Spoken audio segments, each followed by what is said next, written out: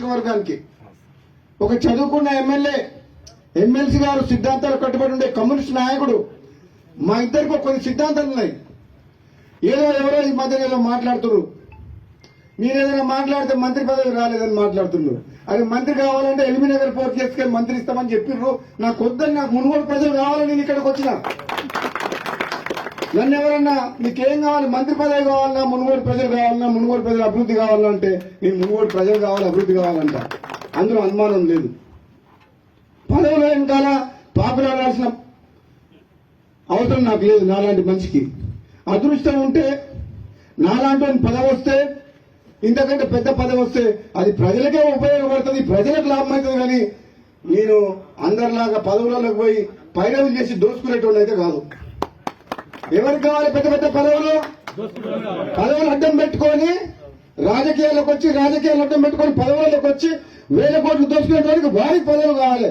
రాజగోపాల్ రెడ్డికి ప్రజలు కావాలి, రాజగోపాల్ రెడ్డికి ప్రజల అభివృద్ధి కావాలి, సంక్షేమం కావాలి.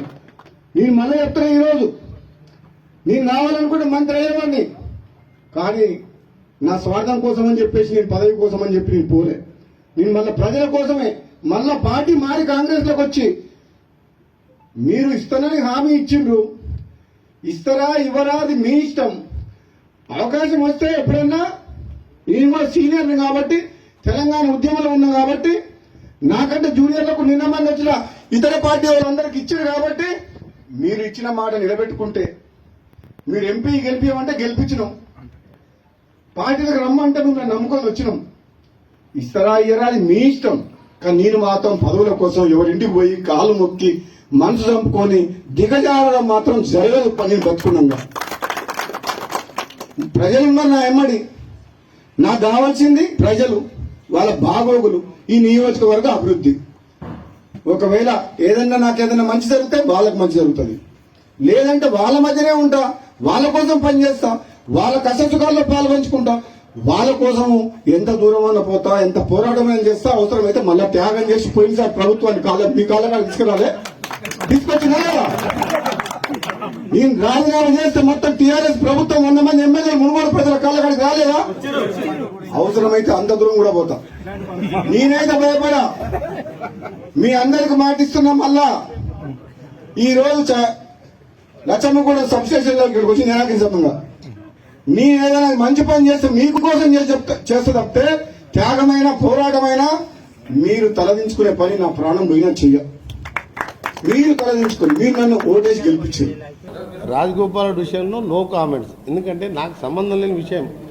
నాది హైకమాండ్ చెప్పే పరిస్థితి కానీ, హైకమాండ్ దగ్గర పోయి మంత్రి పదవి, అసలు నేనే ఢిల్లీకి రాలేదు, మంత్రి పదవి అడగలే.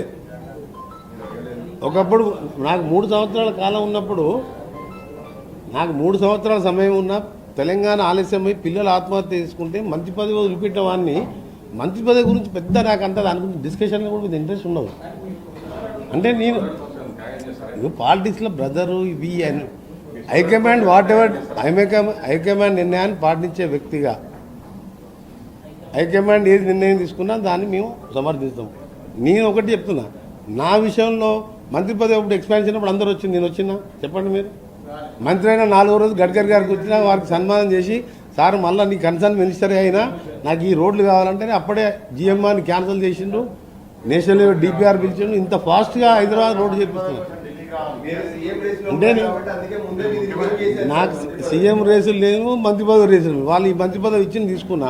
2009లో కూడా జానారెడ్డి గారిని డ్రాప్ చేసి హోమ్ మినిస్టర్గా ఉన్న అతన్ని నా ఒక్కరికి అవకాశం ఇచ్చింది. అంత పెద్ద జిల్లాకి వెళ్ళి 7 గెలిస్తే హైకమాండ్ రాజశేఖర రెడ్డి గారు నా ఒక్కరికి అవకాశం ఇచ్చింది. అప్పుడు సంతోషపడలేదు. తెలంగాణ విషయంలో పిల్లలు చనిపోతుంటే పిల్లలకు చావకూడదు, అవసరం ఉంటే మనం త్యాగాలు చేయాలని మంత్రి పదవి చేసి సోనియా గాంధీ వచ్చి కలిసి ఎక్స్ప్లెయిన్ చేసి మా ఎంపీలతో పాటు మేమందరం కూడా ఆ రోజు తెలంగాణ సాధించడంలో పదవులు వదిలిపెట్టుకుంటాం. కాబట్టి మంత్రి పదవి అనేది నా దృష్టిలో పెద్ద డిస్కషన్ కాదు. నా విషయంలో నేను సీనియర్ జూనియర్గా సీనియర్, ఐఎమ్ 100% సీనియర్. బట్ నాకు మంత్రి పదవుల మీద పెద్ద అంతా ఇంట్రెస్ట్ ఉండదు. నాకు ఐఎమ్ ఓన్లీ అదే రూలింగ్ పార్టీగా డెవలప్మెంట్ అనేది నా ఒకటి. నాట్ ఓన్లీ మై డిపార్ట్మెంట్, ఏ డిపార్ట్మెంట్ సంబంధించిన ఏ విషయం ఉన్నా నా దగ్గర కొన్ని వేల మంది వస్తుంటారు. అందరినీ కలవడం, ఎక్కడ పిలిచినా వెళ్ళడం, పిలవకున్నా వెళ్ళడం, ప్రజలతో తెలంగాణ ఈ టర్మే కాదు మళ్ళీ 5 ఏళ్ళు కూడా కాంగ్రెసే ఉంటుంది. మీరు ఒకటి రాసి పెట్టుకోండి. మీరు ఖచ్చితంగా మీరు ఒకటే రాసి పెట్టుకోండి.